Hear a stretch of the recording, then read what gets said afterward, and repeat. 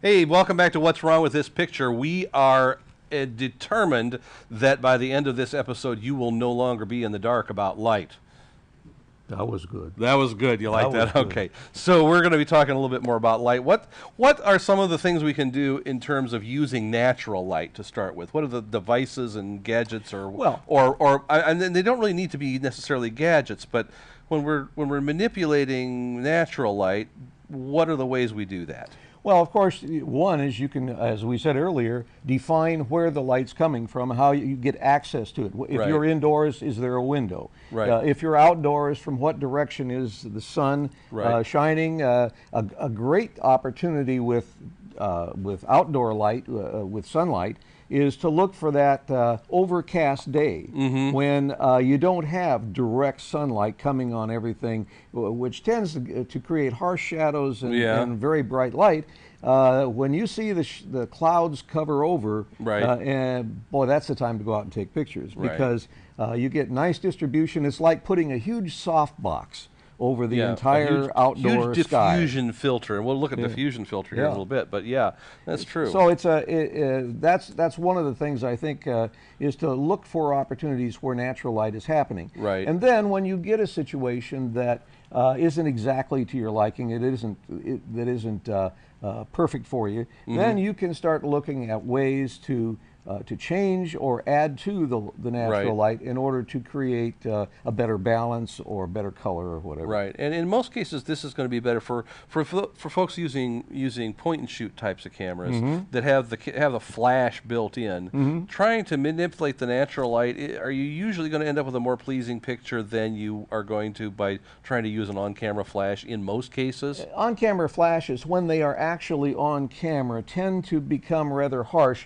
unless you have the ability, like with this thing, to change the direction or the angle. Yeah, and of some it cameras have a flash that does have that capability. They have a hot shoe on top. You can put one of these things on it. Right. If you're dealing with a point and shoot camera, that light is coming right directly at the subject, and in some cases you're better off working with the natural light and turning that flash off so that you don't get that direct, harsh light coming from the camera itself. Right, gotcha. Okay, so let's look at how can we manipulate the light if the light isn't exactly what we want from a natural situation. All right. Well, let's say that we have an on-camera flash. Okay. And normally, if I point this directly at my subject, as we said earlier, it's going to be kind of harsh. It's going to be pretty direct. One of the things I can do is I can get one of these deflectors. It's a device that is designed to... goes on with Velcro. Yeah, it goes on with Velcro. And you can prop this puppy up something like this. And now, oops, I did this wrong. Hold on. There you go. There I go. Now I set. got it. You'd think I'd never seen this thing before. Right, yeah. Okay, now I've got the flash, and it's pointing straight up, but it's bouncing off of a white inner lining, which is going to cause it to move forward. Right. And at the same time, it's going to spread a little bit softer than if you had it going directly at the subject. In addition to that, in this particular case, there's a window at the top that I can open up. As you can see, I just pulled those flaps back and opened it up. Now the light will go right up straight through this, bounce off the ceiling, and give me a wider spread. At the same time, it's going to reflect some of it forward. Right. Now this device is made by LumaQuest, which is they make a number of different varieties of these kinds of things. Oh yeah, there's all kinds of them out there. LumaQuest is not the only one. There are other brands out there, but this happens to be one that's rather popular. This one is called a quick bounce. Right. And it certainly helps to change the direction of the light. You need to experiment with this. It isn't something that's just going to fix all your problems till you kind of figure out how it works. In this particular case, when you go to get your picture taken at a studio, you'll see among the different pieces of equipment that the photographer has at his disposal is usually a thing called a softbox.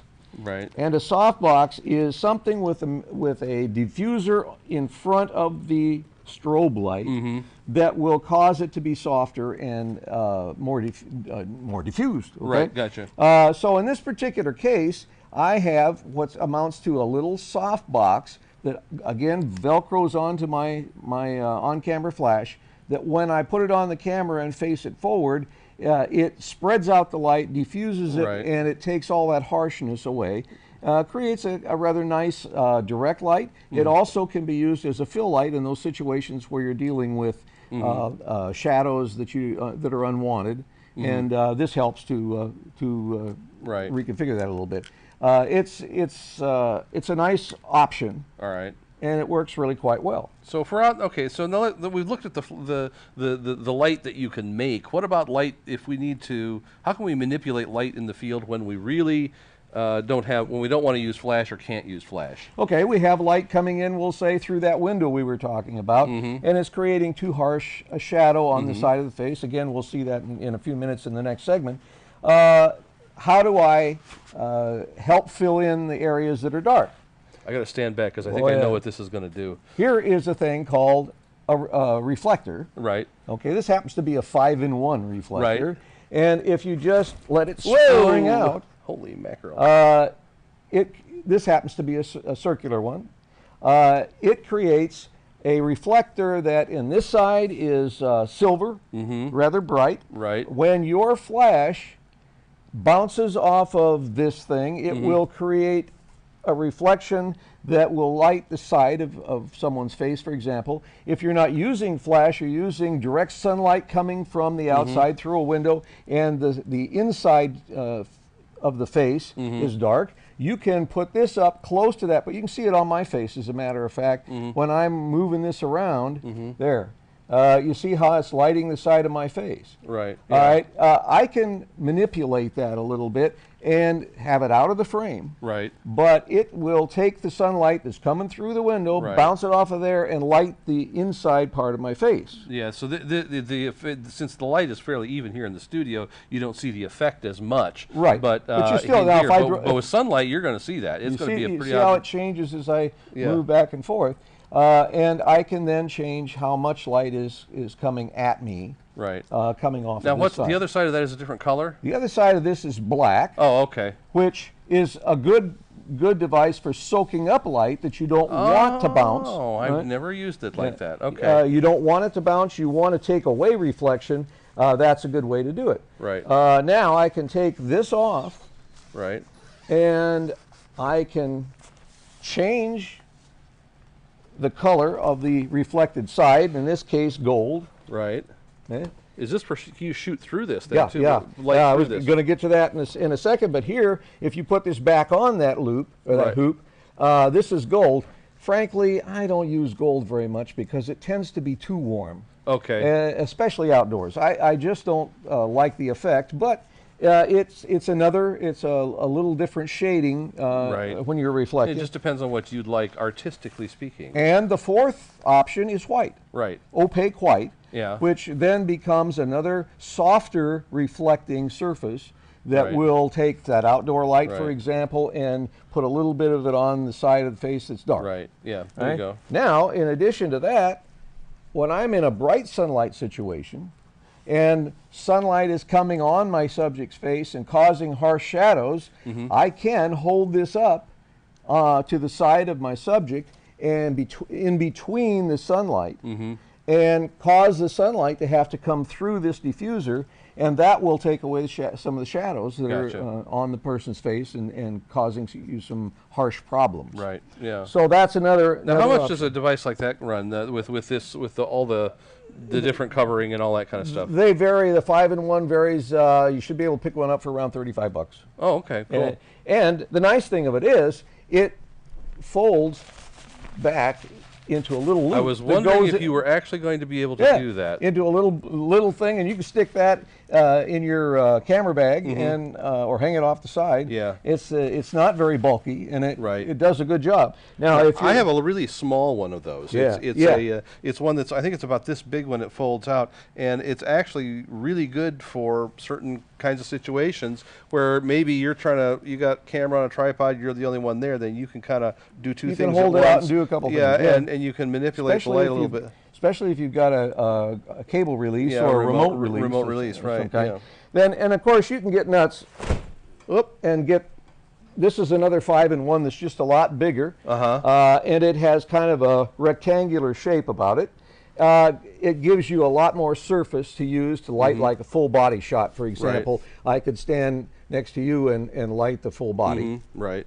And and it's black on the other side. It's black. It's same colors as that one. It's black on one side, gold inside, white opaque. It has the zipper cover then too. And then it has the one that'll shoot through. Now, the nice thing about a bigger one like this is it will actually, let me get out of the frame there, it will actually allow you to let sun come through it and create a shadowed effect in a much larger area. Right. So if you're taking a little longer shot, not just a head and shoulder shot like we would do with this other smaller one, you can let the light come through and create a nice diffused light effect.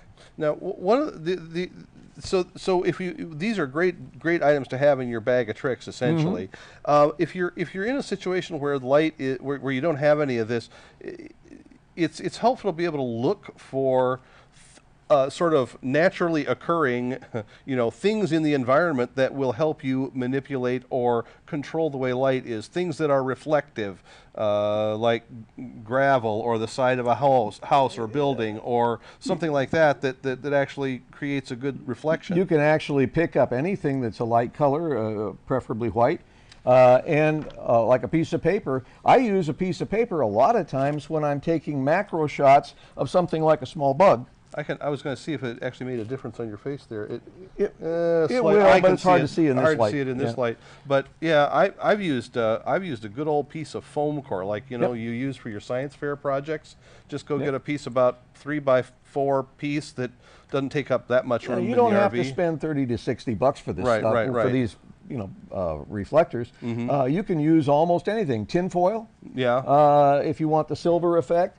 You can use any white piece of paper like the foam core, and it certainly will have the desired effect. I've been in situations where I thought I needed something. I've picked up just a piece of white paper off the table and held it up, and it works just fine. And when you're doing macro photography, as I said before, you don't need much to reflect the light off of a strobe and get the light to go at an angle onto the small object. Now, if you're outside and you're in a situation where it's noon, sun's right overhead. Now, what that does is it gives you all those dark eye sockets and creates those weird shadows. What can you do if you're looking for some place to shoot? Should like on sand or something, just or whatever? Something light. I'm going to use this as an example. If this is white sand, that's fine.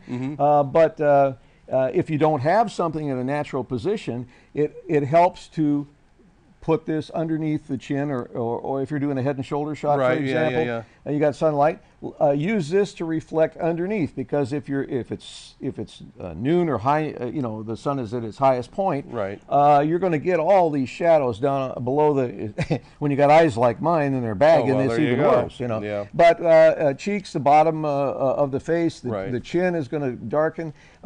Just take this thing and put it just below where your frame is, and it will cause light to bounce up and eradicate some of those shadows you don't want. Now, this sounds all really complicated and hard to manage. Is it just a matter of practice to get to the point where you can use these things quickly? Well, yeah, it's a practiced eye. Yeah. If you just think about light and say, all right, here's what this picture is going to look like if I do nothing. Right. You're standing under a tree. It's a hot sunny day out, and you want a picture of somebody, and you say, oh, there's shadow under the tree. Be careful, because in between those leaves, light gets through. So now I got a splotch of bright light here, and I got a splotch of bright light over here. Yeah. So now I'm creating a really complex and very harsh situation. Right. I can simply take one of these things and shade that person. Right. See? And at that point, you get a much nicer, more balanced shot. And it just means that as you're looking through the viewfinder or looking at the back of your camera after you've taken a test shot, and you're going to look at that and say, is there anything I can do to the light to smooth it out, to create even a more pleasant three-dimensional shadow that will shade one side and make it more interesting?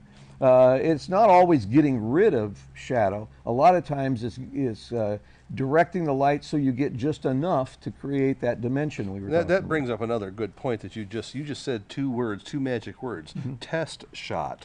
Yeah. Sometimes, not every picture you take is for posterity. It's so that you can kind of figure out what you're doing. So, and figure out what your settings need to be. So you don't always have to keep every picture that you've got. Anyway, we are going to come back in just a moment and look at some pictures and some different light situations and talk about those and discuss how they might have been made better or improved or whatever. Right. So stay with us on What's Wrong with This Picture. Have a question or a comment for Dennis Guillaume?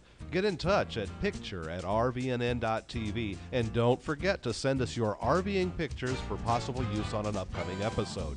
You can also leave a voicemail for Dennis at 877-578-RVNN, extension 704. Follow RV Newsnet on Facebook and Twitter, and you can receive text messages to alert you when we're streaming live by texting RVNN to 72727. That way, you can join us live in the chat room, ask questions, and become part of the RV Newsnet family. Remember, any photos or other material submitted to us become the property of RV Newsnet and cannot be returned. Today's show is brought to you by Angie's List, where you'll find thousands of unbiased reports and reviews about service companies in your area. Whether you're looking for a roofer, plumber, house cleaner, dentist, or even a doctor, Angie's List members share their experiences with each other so that you can choose the service company that's right for your job. Companies can't pay to be on Angie's List, and the reviews come from people just like you who have had experience with the companies mentioned. To find out more, go to rvnn.tv and click on the Angie's List ad.